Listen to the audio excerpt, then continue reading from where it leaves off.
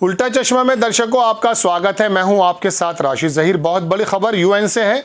वहां resolution pass हो गया कि सीज फायर कर दी जाए। 120 मुल्कों ने इस बात के समर्थन में अपना वोट किया, वहीं 14 मुल्कों ने इसको वीटो किया, इसको जो है खिलाफ वोट किया और 45 मुल्क इससे गैर हाजिर रहे। पिछली बार 2 बार मालूम है आपको कि अमेरिका इसमें वीटो कर चुका था, लेकिन इस बार बड़ी खबर दुनिया के लिए ये है कि शायद इसराइल अगर निरंकुश नहीं है तो वो मान लेगा सीज फायर के रेजोल्यूशन पास हो गया। एक तो खबर ये आपको देनी थी, मैं एक्चुअली लगाता जा रहा हूँ, बार बार पढ़ने में समय ज़ाया होता है। और दूसरी बड़ी खबर यह है कि अमेरिका ने सीरिया पर हमला किया, मशरक़ी सीरिया, पूर्वी सीरिया पर। क्यों? इस वजह से कि बराबर में इराक का बॉर्डर है, वहाँ पर खबरें ये आ रही थी कि हिजबुल्लाह ने, जो इराक में भी है, वहाँ पर अमेरिकी बेस पर हमला किया था। F-16 से अमेरिका ने वहाँ हमला किया। और एक बात मैं आपको साथ साथ और बता दूं कि ईरान को भी धमकी दी गई है। बाइडन ने बराह रास्त, डायरेक्टली तो नहीं, लेकिन अपने किसी मध्यस्थ से ये धमकी दी गई कि ईरान हिजबुल्लाह के माध्यम से किसी भी प्रकार से हमले से बाज आ जाए।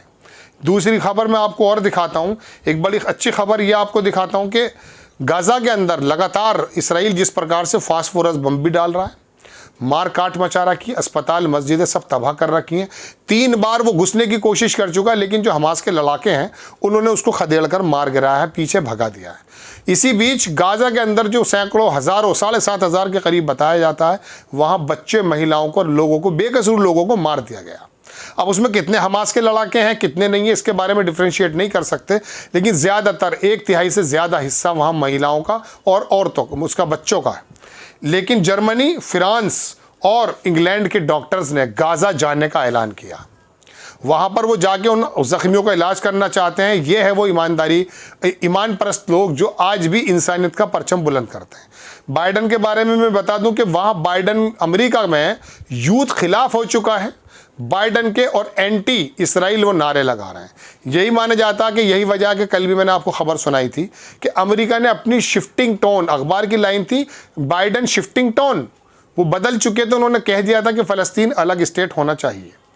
एक मुलाकात में आपको ये बता चुका। तो चौथी खबर मैं आपको ये दे देता हूँ दर्शकों कि चीनी विदेश मंत्री की वहाँ मुलाकात हुई, जाहिर सी बात है उसका कोई रिजल्ट होगा। एक बात मैं आपको और बता देता हूँ कि चीन ने, मैं आपसे कह रहा था कि ईरान के बारे में, कि ईरान लॉबिंग करता फिर रहा है। वो पहले ही चाहता है, लोगों ने इंतज़ार किया कि शायद ईरान बोलेगा, ईरान बोला भी, कूटनीति के एतबार से ही बोला और ज़बानी भी बोला। लेकिन ईरान के पक्ष में ये खबर जो मैं लगा रहा हूँ आपकी स्क्रीन पर, ये चीन ने बिल्कुल डायरेक्ट बोल दिया कि एक्सटर्नल फोर्सेस अगर ईरान के अंदर इंटरफेयर करती हैं तो उसका अपोज किया जाएगा। और यही वो कामयाबी है जिसकी वजह से ईरान इस चक्कर में था कि मैं अगर लड़ता हूँ, इस लड़ाई में अगर कूदता हूँ तो चीन मेरे पक्ष में खड़ा है या नहीं। इस बयान से आप अंदाज़ा कर सकते हैं कि चीन ईरान के पक्ष में खड़ा है। और एक खबर मैं आपको और भी बता देता हूँ कि इसराइल ने मिस्र के अंदर 100 किलोमीटर दूर जाकर भी हमला कर दिया है। इसराइल के बारे में दर्शकों मैं आपको क्या क्या बताऊँ, इतनी खबरें मेरे पास हैं कि मैं अगर बताना शुरू करूँगा कि लगेगा आपको कि वाकई ये निरंकुश हो चुका है और इतना ज़्यादा जुल्म सितम हो चुका है वहाँ कि वहाँ फास्फोरस बम भी डाला जा रहा है।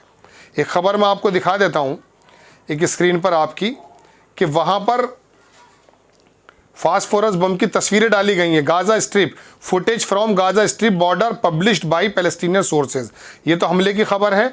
और ये देखिए, एक साहब है, उन्होंने ट्वीट किया कि Israeli of force using internationally prohibited white phosphorus east of Gaza, reported by Jazeera journalist Hamdan Dahdouh. ये वही जर्नलिस्ट है जिसका परिवार को मार दिया गया।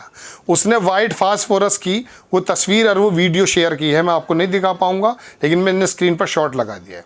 Hamas is fighting the Israeli military in the northern Gaza strip. It is reported that several units of, मतलब बहुत सारे जो व्हीकल्स थे उनको हिट कर दिया हमास ने।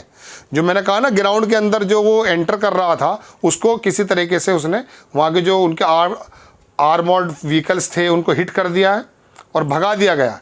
और लगातार मॉस्क स्पीकर्स वहाँ पर मस्जिदों से ऐलान हो रहे हैं। ये 4-6 खबरें दर्शकों बहुत बड़ी थी, वर्ल्ड चेंजिंग न्यूज़ है ये। अगर अब यूएनओ का रिजोल्यूशन, मैंने कहा ना पहले, हालांकि मानेंगे, ये मानना चाहिए, लेकिन मैं अपने तजुर्बे से बताऊं आपको, कई बार अमेरिका यूएनओ के अंदर रिजोल्यूशन होने के बावजूद भी इराक पर हमला कर चुका है। तो कहने का मतलब ये कि अब इसराइल इस बात को मानता है नहीं मानता वो तो वक्त बताएगा, लेकिन दुनिया के लिए अच्छी खबर यह है कि शायद सीज़ फायर का कोई ऐलान हो जाए और इसराइल अपनी हरकतों से बाज आ जाए। ये टोटल दुनिया की खबरें जो मुझे आपको देनी थी। आपको खबर कैसी लगी अपनी राय कमेंट्स बॉक्स में ज़रूर दीजिए। चैनल को सब्सक्राइब कीजिए, शेयर कीजिए। नेक्स्ट टाइम मैं किसी खबर के साथ आता हूँ। जय हिंद।